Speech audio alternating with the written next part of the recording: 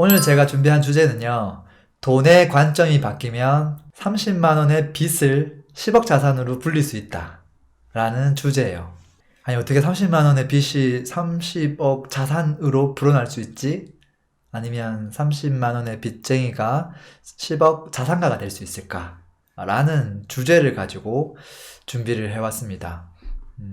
과거에 10in10 아세요? 10년 내 10억 만들기. 그게 유행이었거든요. 근데 보통 잘 안 되죠. 그게 생각처럼 잘 안 된단 말이에요. 그리고 10in10에 가보면 여전히 카페 회원수가 많아요. 원래는 10in10을 이제 완성하고 졸업을 하고 탈퇴를 해야 해서 카페 회원수가 점점 줄어야 되는데 회원수가 점점 많아지고 있어요. 그래서 실제 꿈과 이 현실은 다르다라는 건데요. 사실 제 첫 목표도 10년 내 10억 만들기였어요. 저도 2011년도부터 시작을 해서 그래 10년 안에 순자산 10억을 만들자. 이게 이제 첫 번째 목표였어요. 아마 저 말고도 그런 분들 많지 않을까 싶어요. 그런 분들 있다면 좀 더 집중해서 들어주세요. 김성 회장님이 이런 이야기 했죠. 10억을 만들기 위해서는 100억을 만들기 위해서는 10억을 모을 줄 알아야 되고, 10억을 만들기 위해서는 1억, 1억을 만들기 위해서는 1000만 원을 모아야 됩니다. 라고 했어요. 너무나 지극히 당연한 이야기인데요. 이거를 딱 듣고 나면 고개가 끄덕끄덕 거려지는데, 언제 1억을 모으고 또 언제 1억을 10번 모아서 또 10억을 모을 수 있을까? 1억 모으는 것도 진짜 시간이 많이 걸리고, 심지어 그 월급에서 조금씩 저축해가지고 1년에 1000만 원 모으는 것도 만만치 않은 일인데 사실은 너무 먼 이야기 아닌가. 그렇게 생각하시는 분도 분명히 많을 거예요. 사실 저도 뭐 그런 생각 가지고 있었고요. 근데 보통 이제, 뭐 여러 책에서 좋은 이야기를 많이 해주고 있지만, 이게 가장 큰 문제는 뭐냐면 시간이 너무 많이 걸린다라는 거예요. 그리고 책 속에 나오는 이야기는 대부분 벌거나 모으는 거에 집중되어 있어요. 정말 중요한 게 하나 빠져 있거든요. 그 빠져 있는 이야기 한 가지를 제가 오늘 해드리려고 해요. 돈의 가점이 바뀌면 30만 원의 빚을 10억 자산으로 불릴 수 있다. 본격적으로 좀 이야기해 볼게요. 오늘 영상 너무 또 기대된다면 또 좋아요, 구독 잊지 마시고요. 자, 여러분들에게 30만 원이란 어떤 의미인가요? 제가 묻고 싶어요. 여러분들 30만 원 한 달에 이것저것 뭐 쓰고 있는 거 없나요? 저에게 30만 원이란 최근에 뭐 방송 때문에 카메라 하나 샀는데 50만 원, 30만 원보다 더 큰 금액이죠. 최근에 또 뭐가 있을까요? 뭐 아이들 학원비 조금 내고, 그 다음에 와이프랑 저랑 뭐 그 통신비 조금 내고, 뭐 조금 내면 30만 원이죠. 뭐 자동차 할부 내면 또 몇십만 원이고, 뭐 끽하면 30이에요. 제가 봤을 때 뭐 관리비도 30이고 용돈도 30이고 뭐, 그리고 또 한 번씩 이제 뭐 선물, 가족 선물 이렇게 준비할 때도 뭐 30만 원, 또 용돈 조금 주면 또 30만 원. 그쵸. 30만 원이라는 금액이 정말 소소하게 막 많이 나가는 그런 돈인 것 같아요. 그래서 뭐 개인적으로 뭐 용돈이나 뭐 취미생활 같은 거 좀 가지면 30만 원 나가는 거고, 또 한 달에 외식비로 30만 원 나갈 수도 있고요. 또 뭐 보험료로 해서 또 30만 원씩 나가는 가정도 많고요. 그리고 뭐 아이 학원비 말할 것도 없죠. 그래서 30만 원이라는 돈은 크다고 볼 수도 있고 또 되게 작다고도 볼 수 있어요. 자, 그러면 매월 30만 원씩 아끼면 부자가 될 수 있을까요? 우리가 지금 이렇게 나가고 있는 돈 하나씩 30만 원씩 탁탁 이걸 붙잡아서 아끼면, 아까 그 천만 원이 1억이 되고 1억이 뭐 10억이 되고 10억이 100억이 될 수 있을까라는 거죠. 저는 안 된다고 봐요. 왜냐하면 그 산 증인들이 너무 많아요. 대표적인 분이 제 부모님이거든요, 사실은. 진짜 알뜰하고 제가 정말 존경할 수밖에 없게끔 진짜 한평생을, 거의 70년, 지금 한평생을 여기서 어떻게 더 아낄 수 있을까 할 정도로 진짜 아무것도 안 쓰거든요. 사람도 거의 안 만나고, 불필요한 만남 안 가지고, 뭐 취미생활 거의 없고, 딱 진짜 밥 세 끼만 딱 드시고, 불필요한 거 아무것도 안 사고, 뭐 그런데도 불구하고 앞으로 나아가고 있지만 모든 사람들이 다 나아가고 있기 때문에 결국은 계속 그냥 평균 밑에서 그냥 계속 있는 거죠. 근데 그런 분들이 사실은 대다수일 수도 있어요. 아, 이 방법은 절대 안 되는구나라는 거거든요. 그래서 제가 생각하는 건 뭐냐면 매월 30만 원을 절대 아끼면 안 된다라는 거예요. 오히려 꼭 필요한 곳에 지출을 해야 된다. 꼭 필요한 곳이 그럼 어딜까라는 거거든요. 한번 보자고요. 대출 1억 내면 이자가 얼마 정도 나오죠? 아마 대략 한 30만 원쯤 나와요. 대략 한 3.5%에서 4% 정도 사이로 잡으면 한 달 이제 갚아야 될 그냥 원금 상환 안 하고 그냥 그 거치만 했을 때 이자가 30만 원 가량 나오는데 대출 1억 정도를 일으켜서 매월 그 대출 이자 30만 원 내려면 되게 아깝고 부담스럽죠. 우리가 월 30만 원 지출 여기저기 쓰는 것들은 그것을 무서워하진 않거든요. 그러지 않나요? 똑같은 30만 원이 나가고 있는데 대출 이자는 엄청 무서운 거라고 생각을 하고 그냥 평범한 지출은 뭐 그럴 수도 있지 않나라고 생각을 해요.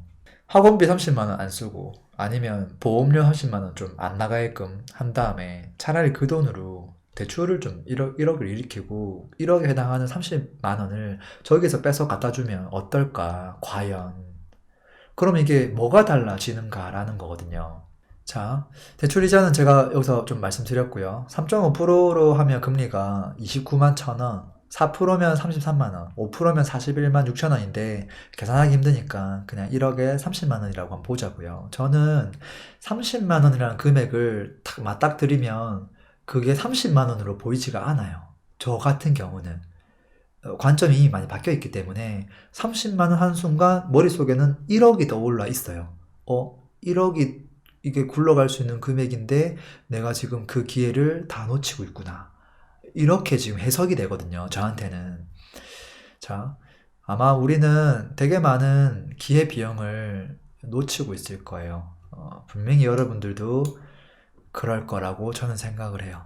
저 과거에 그랬었거든요. 예시를 좀 볼까요? 지금 만약에 내가 한 3억 정도 아파트에 거주하고 있어요. 대출 없이. 그런 분들 되게 많아요. 뭐 제 가족 중에도 되게 많고요. 자, 그러면 이분은 어떤 기회비용을 지금 날리고 있는 거냐면요. 자, 그냥 3억에서 33% 정도만 담보대출을 일으키면 그 금액이 1억이죠. 그쵸? 3분의 1만 대출을 해도 뭐 60%까지 뭐 풀로 대출을 안 해도 말이죠. 그러면 그 이자가 얼마죠? 지출되는 비용이 30만 원이거든요. 이건 확정적인 지출 비용이죠.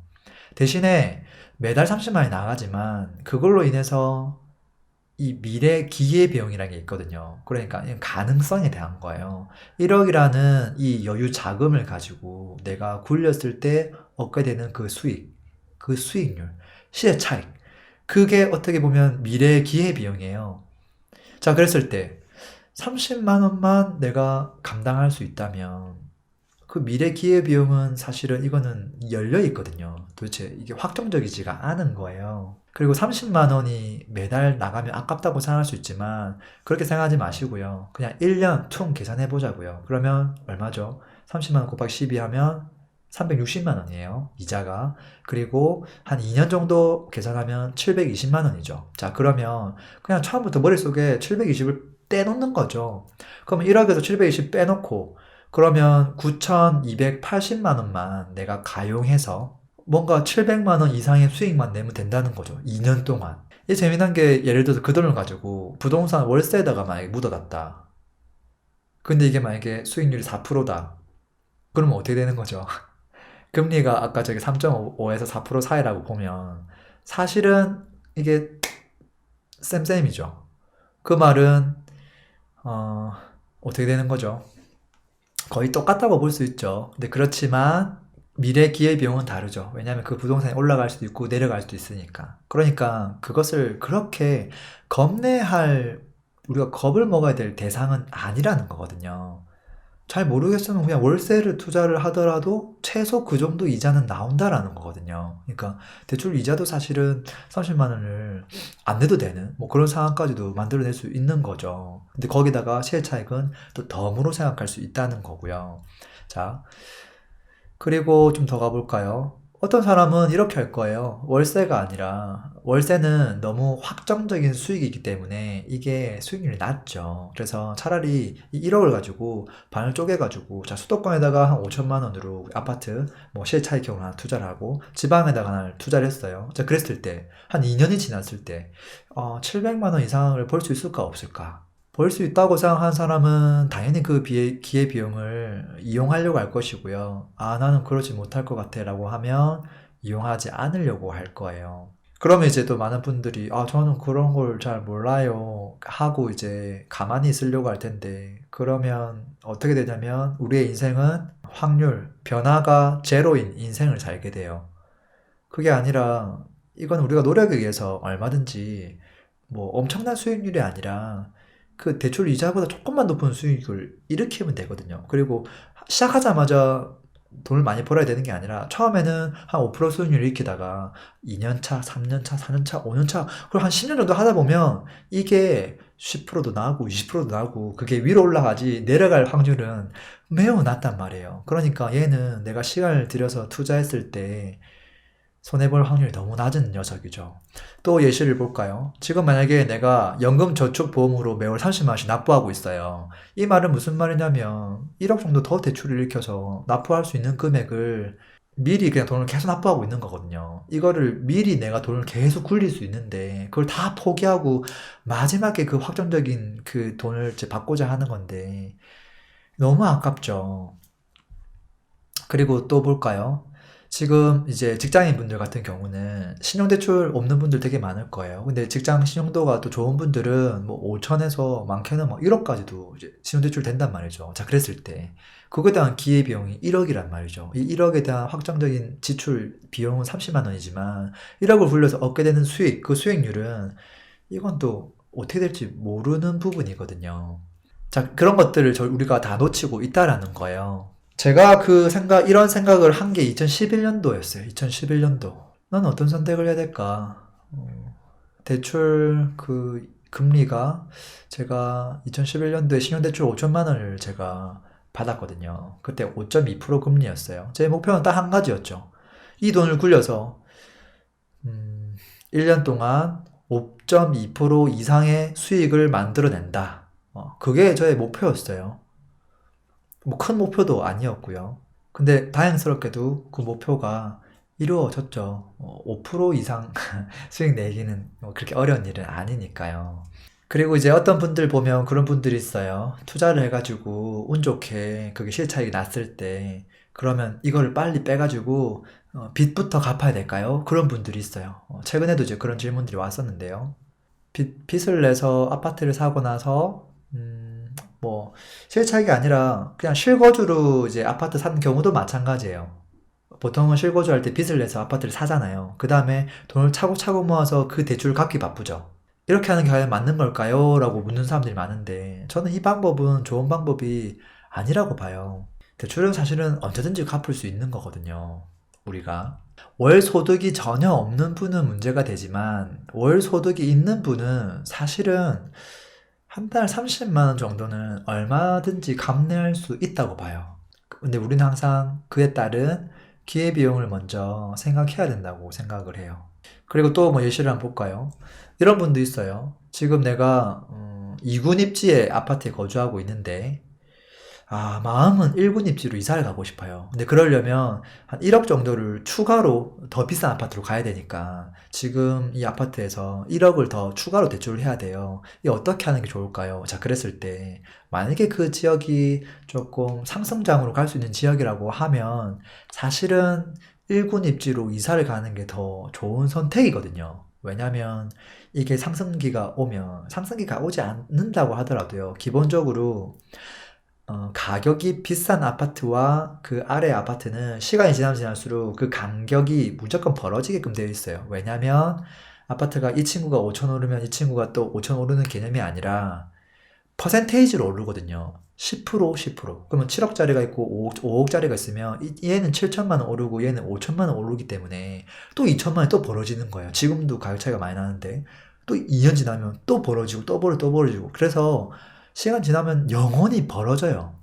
그렇기 때문에 내가 감내할 수 있을 때 그때 조금 무리를 해서라도 1군 입지로 가는 게 훨씬 좋아요. 그에 따른 대출 이자 확정 30만 원 나갈 수는 있겠지만 대신에 우리는 그 미래 기회비용을 그대로 다 잡을 수가 있게 되는 거죠. 그래서 또 제가 묻는 거죠. 우리는 얼마나 큰 기회비용을 놓치고 있는가? 여러분, 기회비용 놓치고 있는 분들 없나요?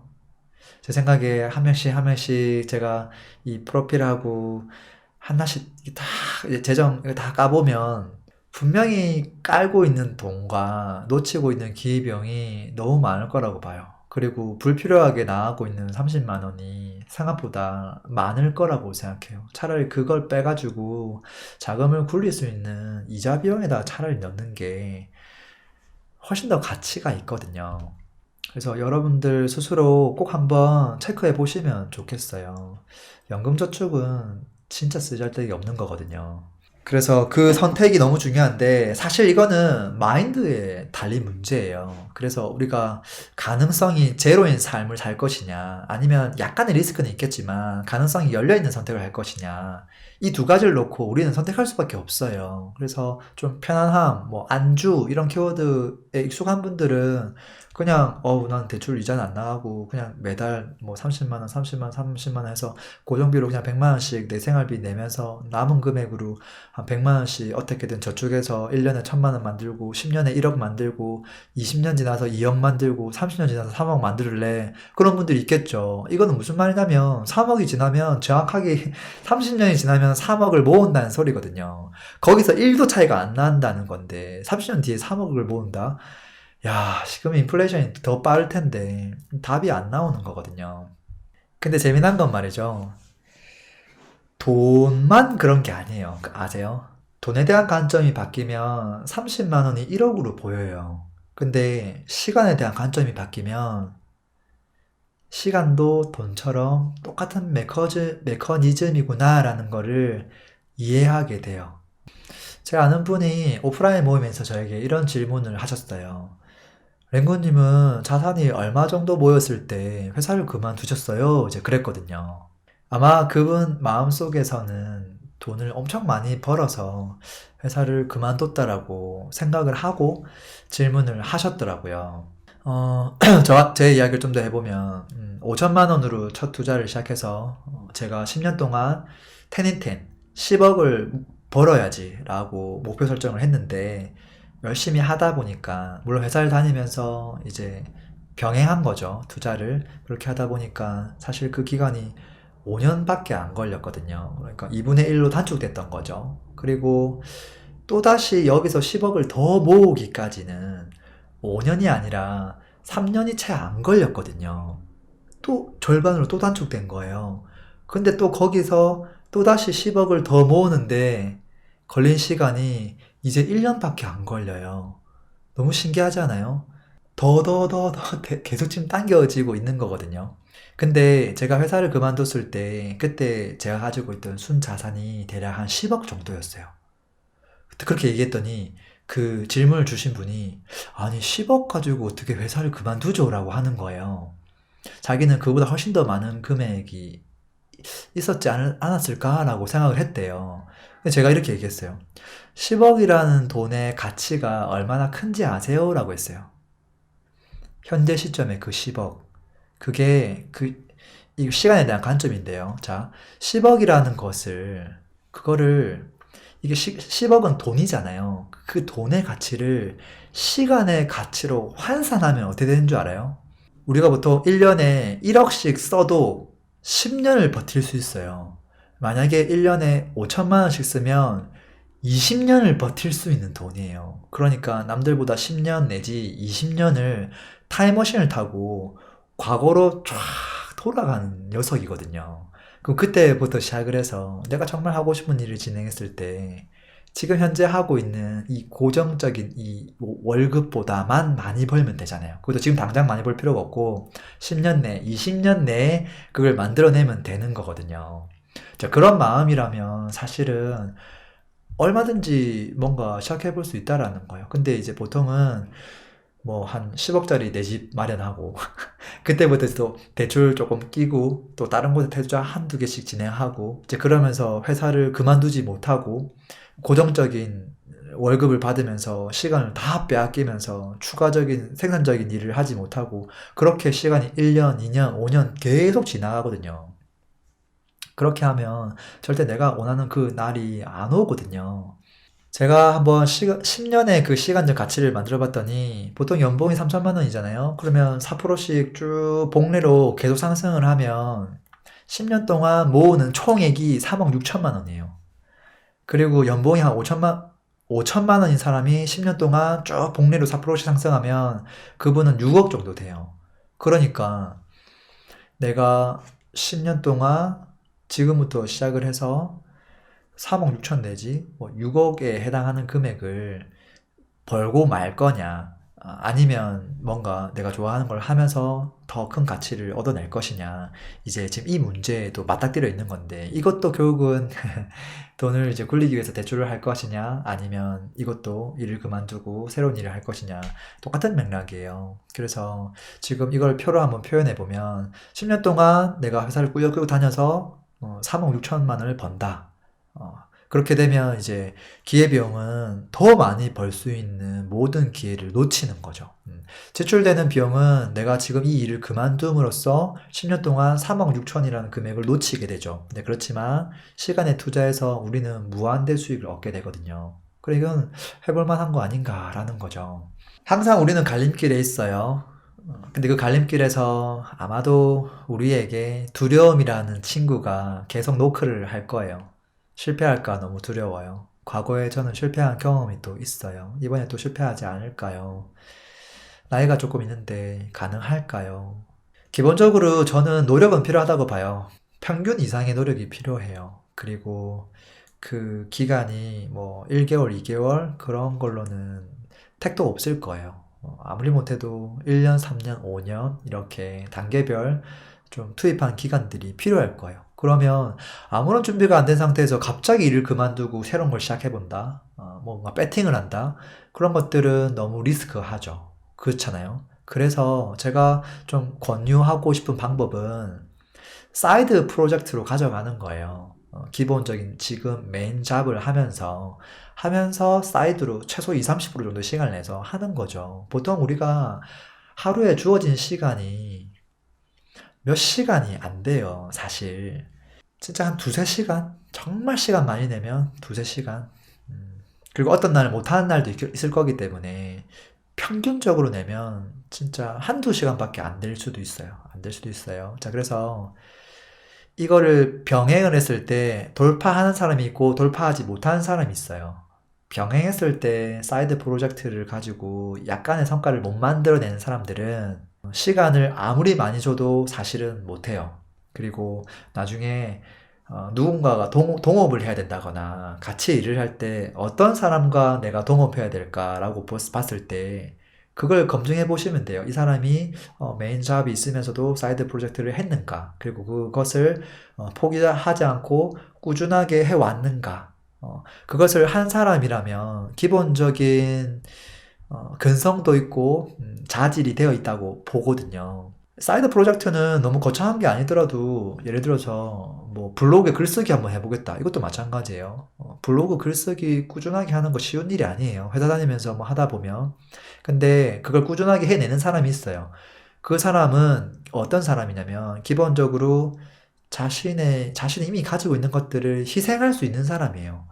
보통 회사 갔다 오면 진이 빠지거든요. 그 진 빠진 상태에서 가족들 챙기고 또 때로는 또 나만의 취미 생활도 좀 갖고 싶고 사람들 만나서 좀 이야기도 하고 스트레스 풀고 싶고 또 개인 시간도 갖고 싶은데 그런 것들을 대부분 포기한 사람들이거든요. 그러니까 이 사람이 사이드 프로젝트를 하고 있다, 잘하고 있다, 성과가 났다, 이 말은 이 사람은 기본적으로 엄청 많은 것들을 포기한 사람이에요. 그런 사람하고는 뭘 해도 사실은 잘 될 수 있어요. 근데 그렇지 않은 사람들은 사실은 쉽지 않다라는 있는 거예요. 그래서 꼭 동업이 아니더라도 일단은 우리 자신에 대해서 먼저 평가를 해봐야 될 거예요. 내가 사이드 프로젝트를 어느 정도 실적을 만들어내 가고 있는가. 그게 아니라면 회사를 그만두더라도 시간이 아무리 많아도 사실은 안 될 확률이 더 높다. 그리고 그게 사실은 나랑 안 맞을 수도 있거든요. 그게 뭐 투자도 마찬가지예요. 투자가 안 맞는 사람도 있어요. 그래서 투자가 아니라면 나에게 맞는 다른 뭔가를 또 찾아서 그걸 해야 될 거예요.